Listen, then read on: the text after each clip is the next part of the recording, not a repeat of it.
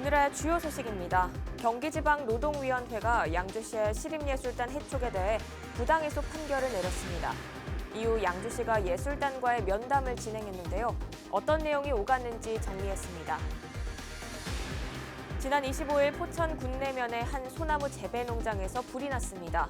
불은 농가 건물 외벽 등을 태우고 30분 만에 진화됐습니다.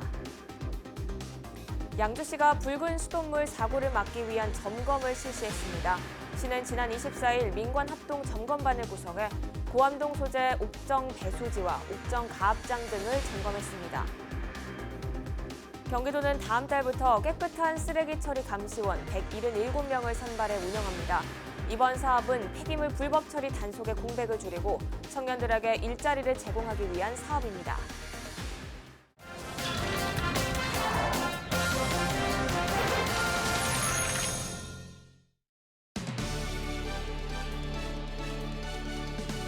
여러분 안녕하십니까? 헬로티비 뉴스 나라입니다. 지난해 양주시가 시립예술단을 갑작스레 해촉한 것과 대해 경기지방노동위원회가 부당해고 판결을 내렸다는 소식 앞서 보도해드렸습니다. 이후 시가 예술단과의 면담을 진행했는데요. 어떤 내용이 오갔는지 김초롱 기자가 정리했습니다. 26일 오전 11시 양주시립예술단 단원 등 4명은 양주시청을 찾았습니다. 예술단 측은 양주시 복지문화국장 등과 만나 1시간가량 면담했습니다.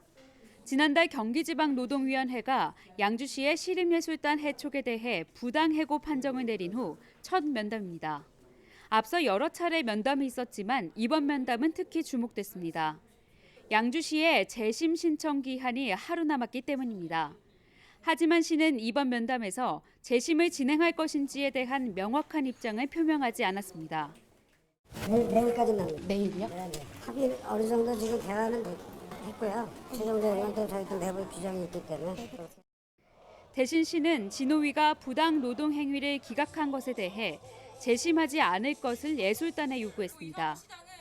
노조 활동을 했기 때문에 해고됐다는 예술단의 부당 노동 행위 신청을 진호위가 받아들이지 않았는데 이 판결을 예술단 측이 받아들일 것을 시가 요구한 겁니다. 예술단은 관련 합의서를 작성했다고 밝혔습니다. 부당해고에 대해서 이행만 하면 그거에 대해서도 문제가 없다라고 얘기를 했고요. 최대한 합의를 해서 다 좋게 이제 하려고 했다는 노력이 있었는데 이제 만약에 중노위를 또 가게 된다면 또 그거에 맞춰서 대응을 해야겠죠. 시는 부당해고 판결에 대한 재심 신청 여부를 27일 예술단 측에 알릴 계획입니다. 헬로티비 뉴스 김초롱입니다. 지난 25일 포천 군내면의 한 소나무 재배 공장에서 불이 났습니다. 불은 오후 11시 5분쯤 발생해 소나무 500여 그루와 농가 건물 외벽 일부를 태우고 30분 만에 진화됐습니다. 이 불로 소방서 추산 약 1억 3천만 원의 재산 피해가 발생했습니다.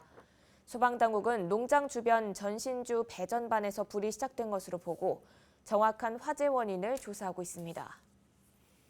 양주시가 붉은 수돗물 사고를 막기 위한 점검을 실시했습니다. 시는 지난 24일 민관합동 점검반을 구성해 고암동 소재 옥정 배수지와 옥정 가압장 등을 점검했습니다. 점검반은 배수지 시설과 수돗물 공급, 안전관리 실태 등을 점검했고 만일의 사태에 대비한 비상 대책 등을 마련하기로 했습니다.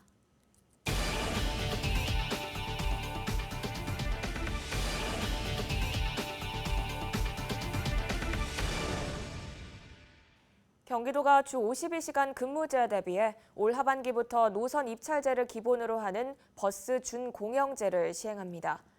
기존 버스업체의 영구적인 면허 형태가 아닌 노선 운영권만 주는 한시적인 면허가 적용되는 형태인데요.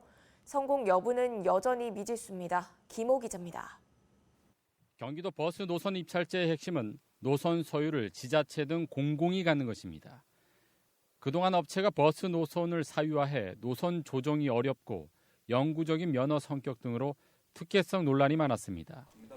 하지만 노선 입찰제는 지자체가 입찰을 통해 업체를 선정하고 한시적으로 노선 운영권을 주는 것입니다. 이렇게 되면 자발적인 서비스 개선과 합리적인 재정 지원으로 이용자 중심의 버스 생태계가 마련된다는 취지입니다.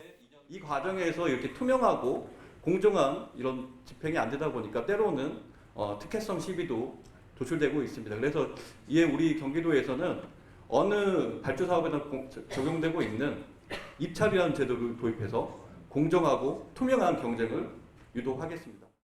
버스 노선 입찰제는 올 하반기부터 16개 노선 120대에 시범적으로 실시되지만 풀어야 할 숙제가 많습니다. 먼저 전체 10,000여 대가 넘는 버스로 확대 가능 여부입니다. 저희 버스가 한 1,500대 정도 되는데요. 이번에 이제 공영제 입찰제 한다고 하는 게 이제 뭐 16개 노선에 이제 한 120대 정도 한다고 아까 말씀하셨는데요. 1,500대에 비하면 극히 일부분입니다. 이 부분을 전체로 끌어갈 건지 어떻게 끌고 갈 건지 하는 어떤 계획이 좀 알고 싶습니다. 사실은. 사업자들이 못하겠다고 하는 반남 노선에 관한 부분과 아주 교통 소외 지역에서 운영하는 노선, 또한 택지개발지구가 개발이 돼갖고 도민이 매우 불편해하는 이러한 노선들을 시범적으로 운영을 해보고 확대 내지는 입찰에 참가할 신규 업체에 대한 진입 장벽이 높다는 의견도 제시됐습니다.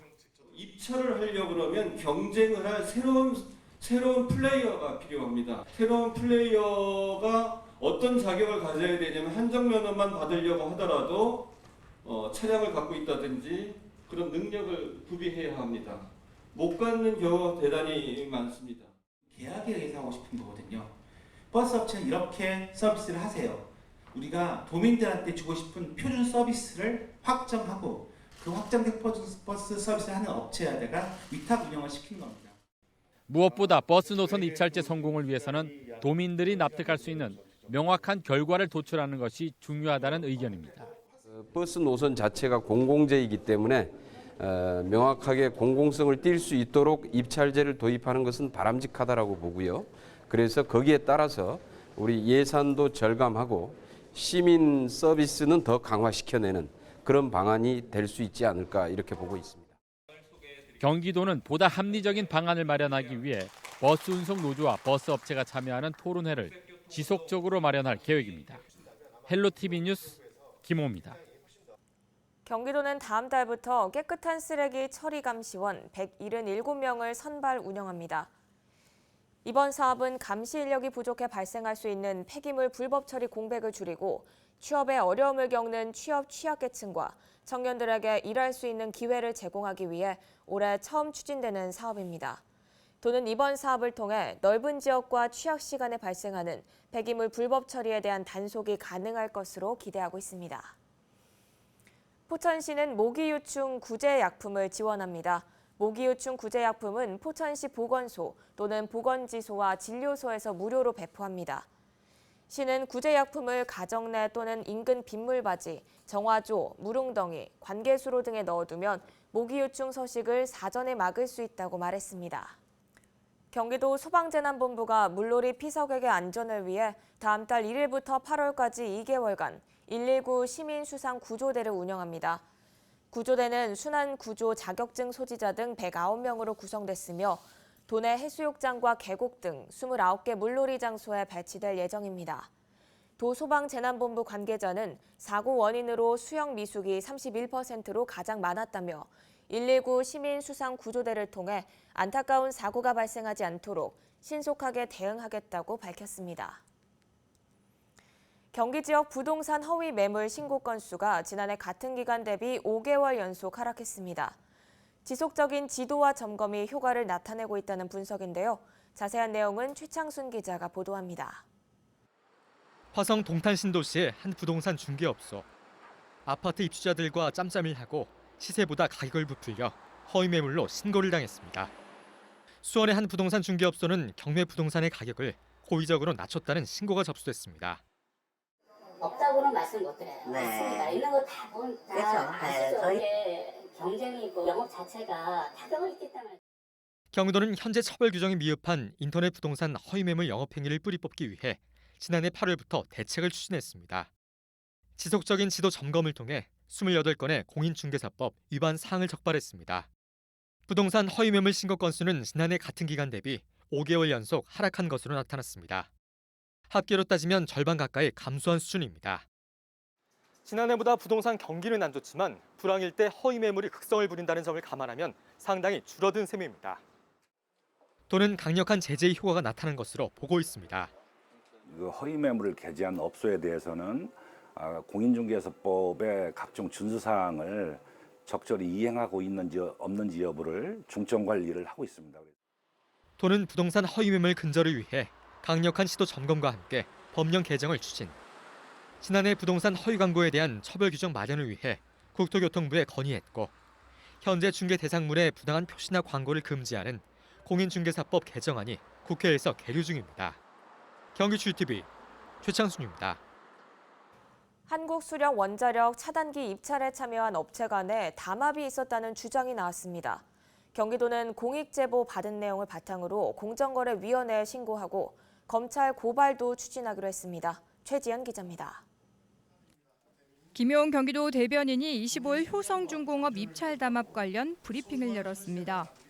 경기도 공익제보 한라인을 통해 효성중공업의 입찰 담합 의혹 제보가 접수됐다며 이에 대한 공정위 신고는 물론 검찰 고발을 준비 중이라고 밝혔습니다. 제보에 따르면 효성은 한수원이 발주한 신한울 원전 초과압 차단기 입찰에서 참여 기업 간 사전 모의를 통해서 물량을 번갈아가며 낙찰받아 수백억의 부당 이익을 취했습니다. 해당 기업이 원가를 조작해 입찰에 참가하면서 적게는 수억에서 많게는 수백억대의 부당이익을 취한 의혹도 있다고 덧붙였습니다. 여러 차례 아주 구체적으로 말씀을 하셨기 때문에 신빙성이 있다고 판단했고요. 그리고 객관적인 증거도 가지고 저희 경기도에 이전에 제출하지 않았던 증거를 제출해 주셔가지고 저희가 그 부분에 대해서는 검토를 거쳐서 이번 결정을 하게 되었습니다. 공정위 신고는 이달 중, 검찰 고발은 내달 7월 진행할 계획입니다. 특히 경기도는 이번 공익제보 건이 혈세 낭비는 물론 국민 안전과 직결된 매우 엄중한 사안이라고 보고 입찰 방해죄, 공정거래법 위반, 사기죄 등 총 6건의 죄명으로 고발을 준비 중입니다. 경기지TV 최지연입니다.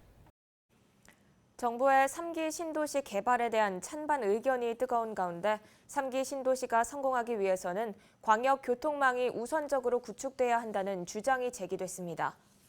조옥래 경기연구원 선임연구위원은 최근 열린 신도시 포럼에서 1, 2기 신도시의 경우 배드타운화에 따른 광역교통 문제로 주민들이 불편을 겪고 있다고 밝혔습니다. 이에 따라 조 연구위원은 3기 신도시의 경우 광역교통대책이 우선적으로 추진되면 조기 안정화가 이뤄질 것이라고 전망했습니다. 3기 신도시인 인천 계양과 부천 대장동의 경우 부천 종합운동장역과 연계된 간선 급행버스인 SBRT 신설과 올림픽대로와 강변북로로 이어지는 39호선 확장 등이 추진될 예정입니다. 민선 7기 이전에 벌어진 다양한 의혹을 해소하기 위해 출범한 경기도의회 특별위원회가 석 달간의 활동을 끝내고 해산했습니다. 특별위원회는 남경필 전 지사 시절 버스업체 특혜에 대한 조사를 벌였지만 핵심 증인인 남 전 지사가 출석에 응하지 않아 의혹을 밝혀내지 못했습니다.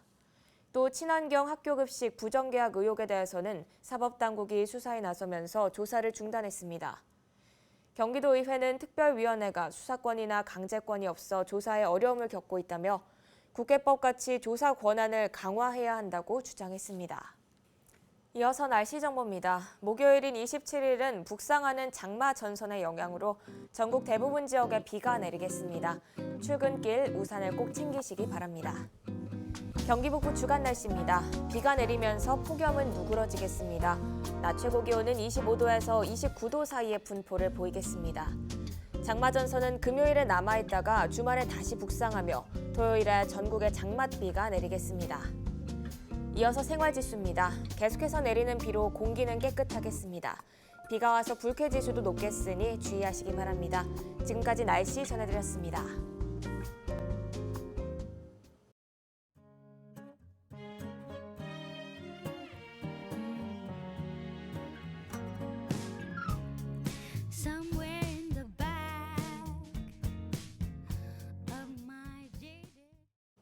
이상으로 뉴스를 마칩니다. 저희는 언제나 지역 주민 여러분 곁에 있겠습니다. 함께해 주신 여러분 고맙습니다.